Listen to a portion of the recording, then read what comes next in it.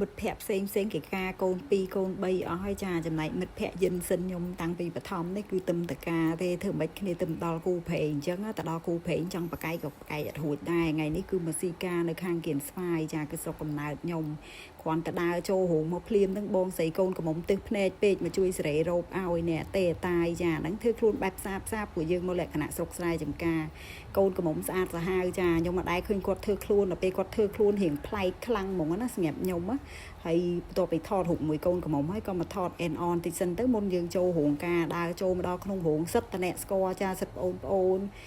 កូនក្មួយចាក៏ដូចជាមីងពូមីងអីនៅក្នុងភូមិនឹងដែរហើយនេះសិតតបងប្អូនខាងកូនកំមុំឯចាក៏ត្រូវជាប្អូនជំនាន់ក្រោយដែរអញ្ចឹងណាប៉ុន្តែយើងរាប់អានគ្នាអញ្ចឹងទៅចា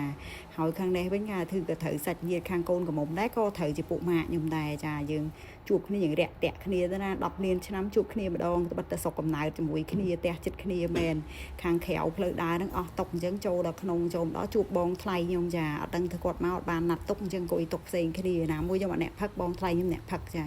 បន្ទាប់មកហ្នឹងក៏បានមកនិយាយជាមួយពូនៅចិត្តផ្ទះចាសិតតែពូសាច់ឈាមអ្នកក្នុងភូមិមួយគ្នានឹងឯងបន្ទាប់ពីចរចាមួយគាត់ហើយក៏មកអង្គុយតុកខ្លួនឯងរងចាំមនុស្សឲ្យពេញអាគេដាក់មហូបចានិយាយរួមមកតុកការគេរៀងច្រើនពួកអី70តុក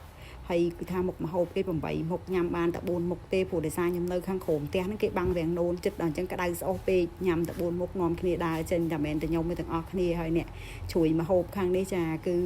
បងនៅចិត្តផ្ទះដែរសិតអ្នកក្នុងភូមិបន្ទាប់មកក៏មកមើលមីងពូវាគាត់រំឆែចា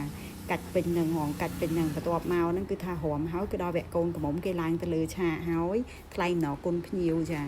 ផ្ដល់កិត្តិយសដែលមានតម្លៃដើម្បីចូលរួមក្នុងកម្មវិធីអាពាហ៍ពិពាហ៍របស់ខ្ញុំហើយក៏សូមជូនពរដល់ពុកម៉ែបងប្អូនអ្នកភ្ញៀវទាំងអស់សូមឲ្យជួបតែ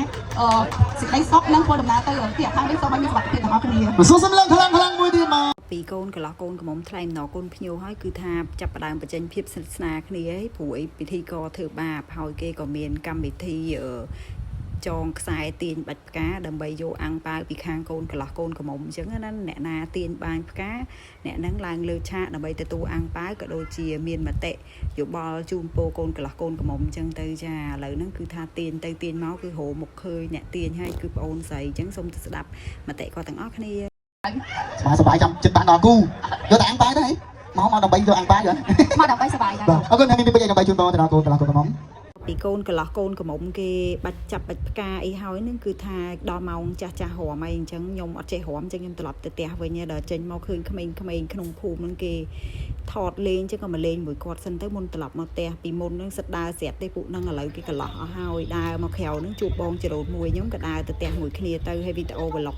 ស៊ីការនៅគៀនស្វាយខ្ញុំថ្ងៃនេះគឺមានតែប៉ុណ្្នឹងទេបងប្អូនចាំជួបគ្នានៅវីដេអូក្រោយៗទៀតបាយបាយ Love with you, love with you. Feels so true.